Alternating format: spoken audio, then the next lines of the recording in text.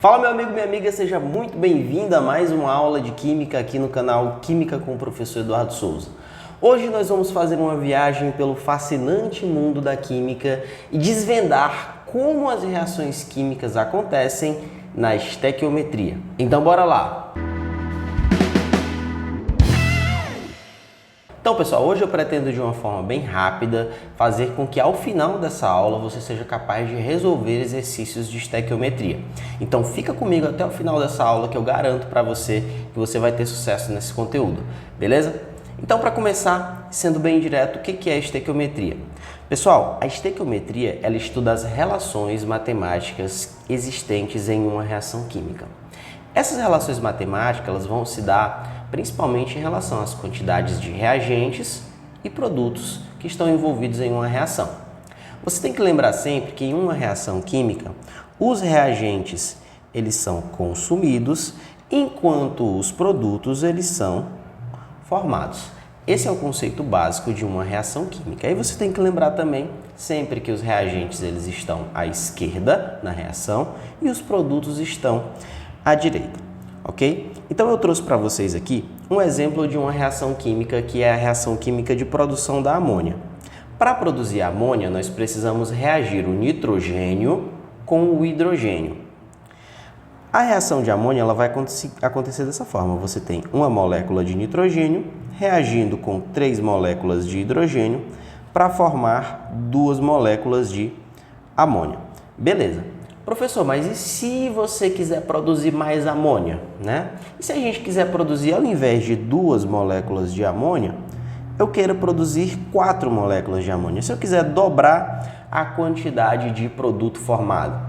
Bom, as reações químicas, elas sempre vão acontecer seguindo uma proporção, tá? Essa proporção, ela está de acordo com o que é observado na lei de Proust, que as reações químicas, elas vão acontecer em proporções definidas. Beleza? Então, se eu quiser dobrar a quantidade de produto formado, eu tenho que dobrar também a quantidade de reagentes, certo? Então, se eu tinha uma molécula de nitrogênio aqui nos reagentes e 3 de hidrogênio, para dobrar a quantidade de produto, eu tenho que dobrar a quantidade de nitrogênio e de hidrogênio também. Então, se era 1, passa a ser 2 de nitrogênio, e se era 3 de hidrogênio, passa a ser 6, tá bom? Pessoal, essa proporção ela vai acontecer não somente na quantidade de moléculas, mas também na massa de substância e também em número de mol de substância, ou ainda em volume dessa substância no estado gasoso, certo? Então, eu trouxe aqui uma outra reação para exemplificar isso para vocês. A reação de formação da água. Eu tenho 2 moléculas de hidrogênio reagindo com uma molécula de oxigênio para formar 2 moléculas de água. Observe que eu tenho aqui uma proporção de 2 para 1 para 2 em moléculas. Essa proporção ela também vai ser acompanhada em número de mols.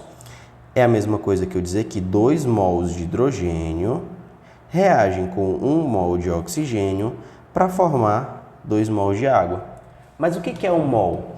1 mol é a massa de substância que contém 6 vezes 10 elevado a 23 moléculas, certo? E cada substância vai ter essa massa que a gente chama de massa molar, tá? É a massa que contém 1 mol. Para o hidrogênio, para o gás hidrogênio H2, essa massa molar ela é igual a 2 gramas. Para o oxigênio, essa massa molar é igual a 32 gramas. E para a água, essa massa molar é igual a 18 gramas, certo? Então, eu posso dizer que essa reação química ela vai acontecer em proporção também para 2 vezes 2 gramas de hidrogênio, que dá 4 gramas, 1 vezes 32 gramas de oxigênio e 2 vezes 18 gramas de água que vão ser formadas, tá? Que está aqui nessa última linha que vocês estão vendo aí. Se eu somar a quantidade que eu tenho nos reagentes, eu vou observar que ela vai ser sempre igual à quantidade que eu tenho nos produtos, e isso está de acordo com a lei de Lavoisier, tá? A lei de Proust ela fala das proporções, a lei de Lavoisier fala que a quantidade que eu tenho nos reagentes vai ser igual à quantidade que eu tenho nos produtos. Na natureza nada se cria, nada se perde, tudo se transforma, é o mantra do professor de química, certo? E aí você tem que lembrar também de um detalhe. 1 mol No estado gasoso, para qualquer substância, ele vai ser igual a 22,4 litros. Então a gente vai observar essa proporção aqui também em volume. No caso do hidrogênio, que eu tenho 2 mols, né, vai ser 2 vezes 22,4 litros nos reagentes. O oxigênio, que é só 1 mol, vai ser 1 vezes 22,4 litros. E a água, que são 2 mols sendo formados, vão ser formados 2 vezes 22,4 litros de substância no estado gasoso, ok? Bom, agora que eu já passei para vocês o básico em relação às reações químicas e como que elas acontecem, eu vou mostrar um passo a passo que vai ser útil para você resolver a grande maioria das questões de estequiometria. Professor, 100%? Não, a grande maioria. Até porque existem questões de estequiometria que trabalham conceitos mais específicos, como o conceito de reagente limitante, reagente em excesso e também o conceito de rendimento. Esses que serão temas para uma aula futura. Hoje o meu interesse aqui é ensinar para vocês o básico para você saber como que se resolve questão de estequiometria. Show de bola? Então vamos lá para o nosso passo a passo. Pessoal, eu coloquei aqui 3 passos para você resolver as questões de estequiometria. O primeiro passo sempre é fazer o balanceamento da equação química. Nem sempre a equação química ela vai aparecer balanceada para você no exercício. Às vezes a equação química está descrita de forma textual. A questão coloca em um texto quem que são os reagentes, quem que são os produtos e você tem que extrair desse texto a equação química. E aí você tem que fazer ela com o balanceamento correto. Se você não sabe como fazer o balanceamento de equações químicas, volte lá na nossa aula de balanceamento aqui nessa playlist, tá bom? O segundo passo é fazer as transformações de grandeza. Essas transformações de grandeza elas podem ser de massa para mol ou de números de moléculas para massa, certo? Ou ainda de mol para volume ou de massa para volume. Então isso vai estar lá embutido no comando da questão e você tem que fazer essa interpretação, ok? E por último, você vai estabelecer uma ou mais regras de 3 com os dados do problema, com as informações que vem na questão e com os coeficientes estequiométricos da equação química balanceada. Muitos exercícios já colocam direto para você a equação química balanceada e aí fica mais fácil de resolver porque um dos passos já estão lá resolvidos. Mas nem todas as questões são assim, tá bom? E uma outra coisa que você tem que sempre ter em mente é que 1 mol, ele é o equivalente à massa molar da substância em gramas por mol. Essa massa molar que você vai encontrar lá na tabela periódica. E a gente tem uma aula aqui também sobre massa molar nessa playlist aqui de estequiometria, tá? 1 mol ele equivale a 6,02 vezes 10 elevado a 23 entidades químicas, que podem ser átomos, moléculas, íons e etc. Tá? E 1 mol ele também é o equivalente a 22,4 litros nas condições normais de temperatura e pressão. Muitas questões trabalham com reações químicas no estado gasoso e aí você tem que sempre lembrar disso. 1 mol é 22,4 litros. Beleza? Pois bem. Agora que nós já vimos toda a base, nós vamos colocar em prática esse passo a passo, ok? Temos aqui 2 questões que a gente vai resolver aqui nessa aula. E aí eu peço que antes de acompanhar a minha resolução, você pare o vídeo, né? Tente resolver por si só, ok? E aí quando você obter uma resposta, você confere com a minha, ou se você não conseguir de jeito nenhum, né? Você acompanha a resolução. Tá bom? Mas é importantíssimo que você tente resolver as questões antes de dizer que não sabe. Muitas pessoas se condenam dizendo que não sabe fazer alguma coisa, mas a realidade é que elas nunca tentaram. Então é o seu dever de estudante, pelo menos tentar. Vamos lá. A combustão completa do metano produz dióxido de carbono e água. Se você queimar 10 gramas de metano, qual a massa de dióxido de carbono e água produzidos? Então aqui está sendo descrito um processo da queima do metano e está se dizendo o que é que vai ser produzido. E aí a pergunta no final é quantos gramas de dióxido de carbono e água são produzidos, ok? Então vamos escrever primeiro a equação química balanceada, esse que é o nosso primeiro passo, tá? Então vamos colocar aqui CO2 mais, professor, reação de combustão, é reação com o quê? Sempre que uma questão aparecer falando em combustão, é uma reação com o oxigênio, tá? E essa informação é até omitida da questão justamente para fazer você pensar. Então, a reação com o oxigênio vai produzir CO2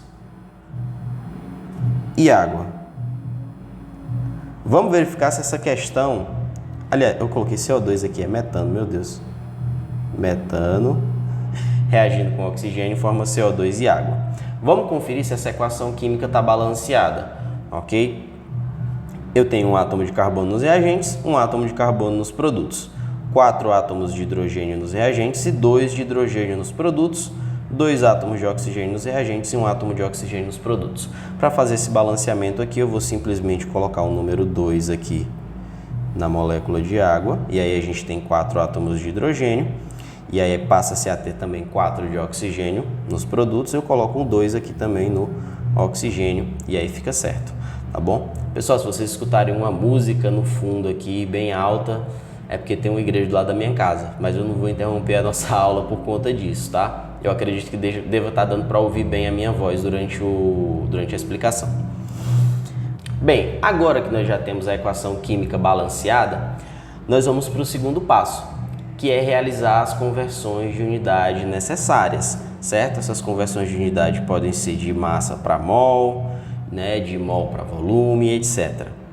O dado que a questão tem é, se você queimar 10 gramas de metano, qual é a massa de dióxido de carbono e qual é a massa de água que são produzidas. Para a gente resolver essa questão, nós temos que primeiro descobrir qual é o equivalente em mol de 10 gramas de água, ok? E aí depois nós vamos ver, a partir dos coeficientes estequiométricos, qual que é a proporção, né? Qual é a quantidade em mol de CO2 e qual é a quantidade em mol de água. Depois a gente faz a conversão desses valores de mol para massa, beleza? Bom, primeiro, qual que é a massa molar do CH4? O CH4 ele tem carbono, que a massa é igual a 12, e tem 4 hidrogênios, que a massa é igual a 1, que vai ser 4 vezes 1, ok? Então, a massa molar do metano é 16, né? Porque vai ser 12 mais 4 vezes 1, que é igual a 16 gramas. Show? Nós sabemos que 1 mol de metano produz 1 mol de CO2. Vamos fazer primeiro para o CO2. Certo? A massa molar do metano é 16 gramas, que tem 1 mol. Ok? Então, eu posso dizer que 16 gramas de metano produzem... Qual que é a massa molar do CO2? A massa molar do CO2 é 12, que é a massa do carbono, mais 2 vezes a massa do oxigênio. O oxigênio tem massa 16, 2 vezes 16 dá 32, 32 mais 12, 44. Então, eu digo que são produzidos 44 gramas de CO2. Certinho? Bem, e se eu tiver 10 gramas de metano, quanto de CO2 vai ser produzido? Tá? Eu vou chamar esse valor de X. Ok? Então, agora eu multiplico o cruzado aqui. Vai ficar X vezes 16.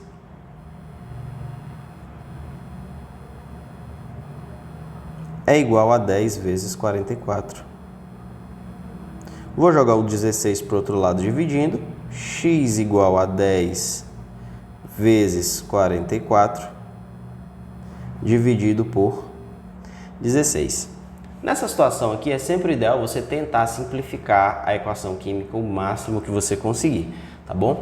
O que é que eu sei de cara aqui que dá para simplificar? O 44 é divisível por 4 e o 16 também é divisível por 4. O 44 por 4 vai dar 11 e o 16 por 4 vai dar 4. Tá? Então, vai ficar 10 vezes 11 dividido por 4. O 10 eu posso dividir e simplificar por 2 e o 4 também simplifico por 2. Então, vai ficar 5 vezes 11 dividido por 2. 5 vezes 11 vai dar 55, certo? 55 por 2 vai dar 27,5. Então, a massa de CO2 que vai ser produzido, né, o meu X, vai ser igual a 27,5 gramas. E agora nós vamos calcular qual que é a massa de água produzida. De que forma? Seguindo o mesmo procedimento, tá bom?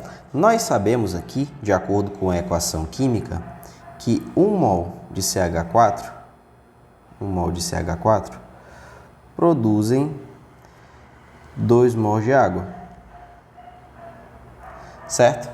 Qual que é a massa de CH4? 16 gramas. Então, eu posso dizer que 16 gramas de CH4 produzirão 2 vezes a massa molar da água, né? Que são 18 gramas, porque a massa do oxigênio é 16 e a do hidrogênio é 1. 16 mais 2 vezes 1 dá 18.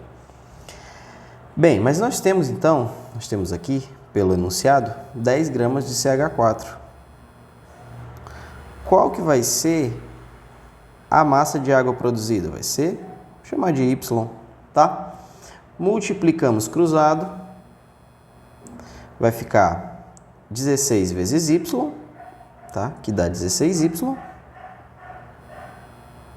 16Y é igual a 10 vezes 2 vezes 18. 2 vezes 18 dá 36, né? 36. O Y